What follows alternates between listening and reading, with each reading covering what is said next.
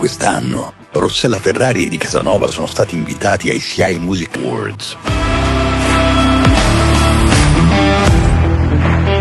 Il brano Afrodite, già vincitore nelle scorse edizioni nella categoria canzone locali da ballo con musica live, compete di nuovo con i brani dei più grandi artisti del panorama musicale internazionale. Una grande vittoria per il settore della musica da ballo e l'ennesimo successo editoriale delle edizioni Casanova.